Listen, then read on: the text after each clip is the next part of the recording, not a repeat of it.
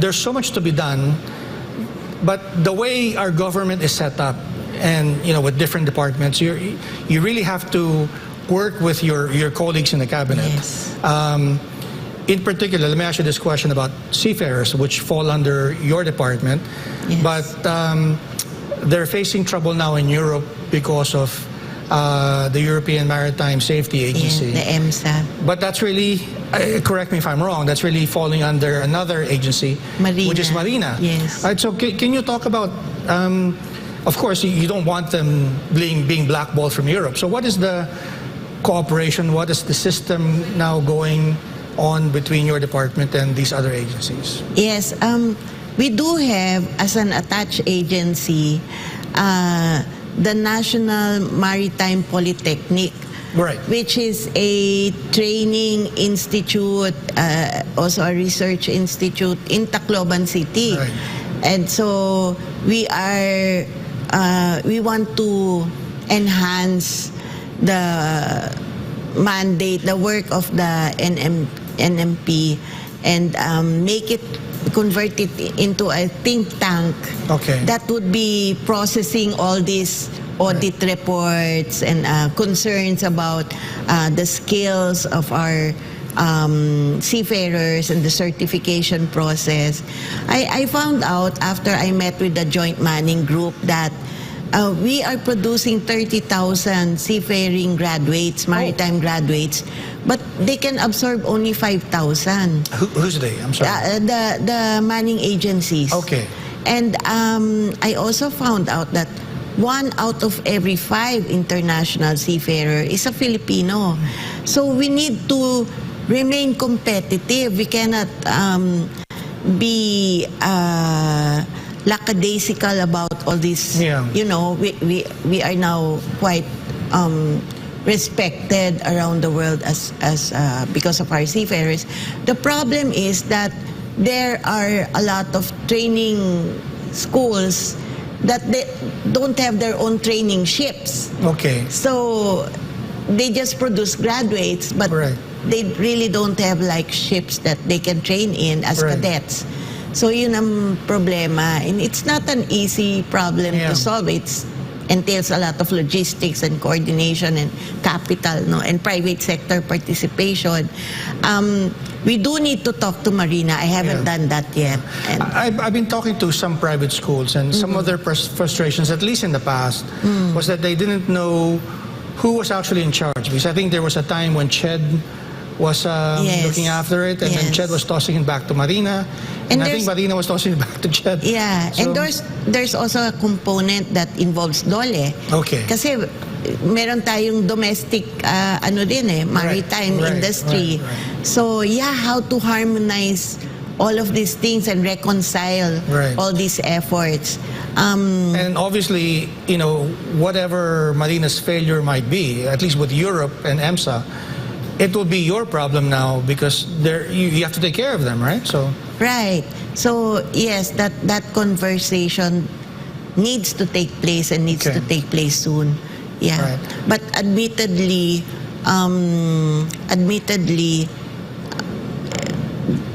there are gaps that have been there for a very, very long time. Right. And we will have to show the political will needed to address those gaps. Yeah, because one problem I heard, and this is not validated, but there was this school owner that I've talked to who said in a previous memorandum they were made to invest in a simulator, invested something like $2 million, and then later on to receive another memorandum to say it's no longer required. So, these things are, I think, have to be addressed as well. But again, this must be frustrating because it's your problem, but it's outside of your. It's a problem shared by many. But the good news is, and it came from the Joint Manning Group in the maritime sector, even AMOSUP, which is the biggest union of our seafarers. Ang sabi nila sa akin Sec, we're almost back to the pre-pandemic deployment numbers, sabi nila, and the demand is really there. And you spoke about Ukraine. dahil sa effect nung crisis sa Ukraine, Europe is looking at Filipino seafarers.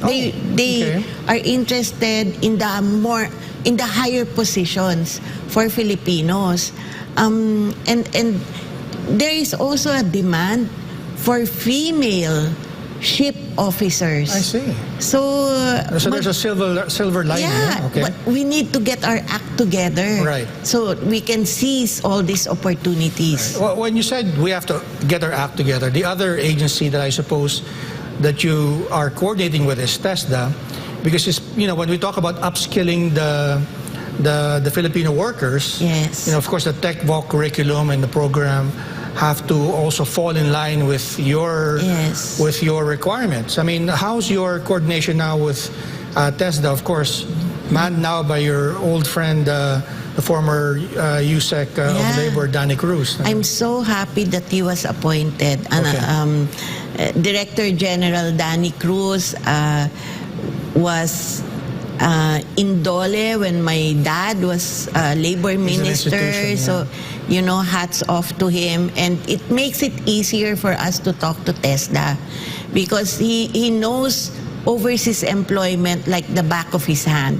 So he has just been appointed very recent lang, but we want to talk to him.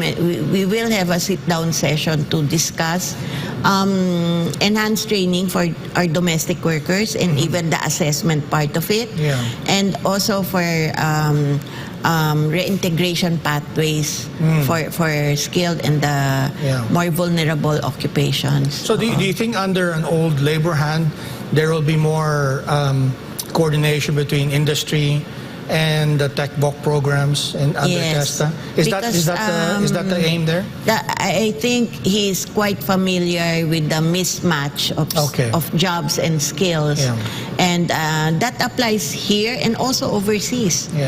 We have a lot of demand for IT workers, and not just for medical workers but also for IT workers. So we would have to align that also with the kind of training that is available here. Yeah, and correct me if I'm wrong, one of the stories I've heard before was that their frustration was TESDA was, at least in the past, probably not even during Duterte's time but beforehand, that the TESDA was looking at the lower value-added skills, such as in welding, right? But the ones that pay really high were not really doing it because it requires investment in a certain type of welding machine. I'm not an expert, but apparently from what I've heard, there's different levels of welding skills demanded by the market. What we have is the elementary kind of...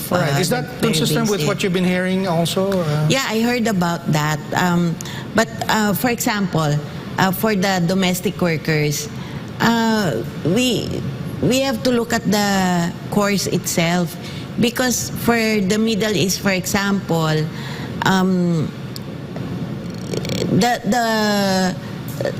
in Ramadan, they eat at night, and they eat halal food, and but what's being taught is fine dining. It's not a match. It's not a match, and so there's a lot of exposure, I think, that's needed for the designers of these modules and the practical courses. A lot of exposure is needed to the culture of the other countries, the labor markets where we want to send these workers to. For example, if we are looking at the European corridor, then certainly, they might have to learn more about wine. I see. And different kinds of coffee and all that, especially if they're entering the hospitality tourism sector. For the kasambahays naman, mahirap kasi I mean, household setting, hindi ka naman nagpa-fine dining eh. Right. Oo, so. What do you see are some of the opportunities for Filipino migrant workers abroad? You mentioned hospitality seems to be coming back on stream. There's a heavy demand. You mentioned Europe. they're looking Yes. at Filipinos as well. What kind of industries and sectors do you think are you noticing that we should be looking at as opportunities? Yeah, well, everyone is asking about our health workers. Okay. I met the ambassador of Germany. Okay. Ganon ang tanong. Right. Of course, also... They love our nurses in Europe. Ay, nako. Oo.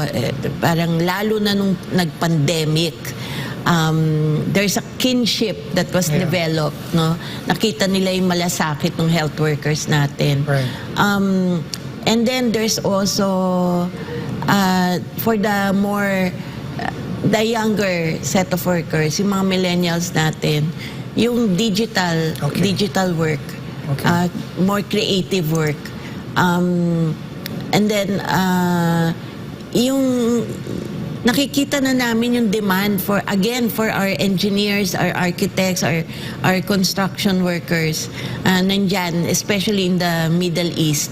So, and then Japan also, I met with the Japanese ambassador, and Vietnam is #1 in terms of Japanese trainees, no? But they want the Philippines to be #1, and they want to open more jobs to us, no? So the opportunities are there, and these are in occupations that are well protected and in countries where human rights are like a normal flow they're of protected, things. yeah. So we are excited about the potential for overseas employment. During the pandemic in 2020, there was like a 75% drop in deployment. Yeah, so we are slowly recovering. My last question is this, and are you concerned at all, or is there any concern in the cabinet that we're sometimes a victim of our own success in nursing? For example, they're doing so well abroad, they're in high demand. You get the DOH secretary go up to you and say, "Hey, we need those nurses here." Is that an issue, or we're still able to churn out enough medical personnel to meet both the domestic needs and the demands from employers abroad?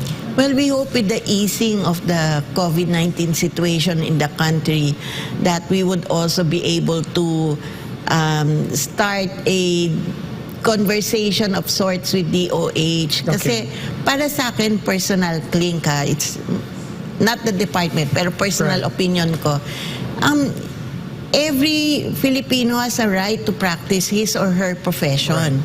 Kasi pinaghirapan niya yun eh. Why would you limit it? Yeah. Kung dito ang sweldo entry level ng nurse sa private sector, yung iba 12,000 lang eh, yung iba 15,000.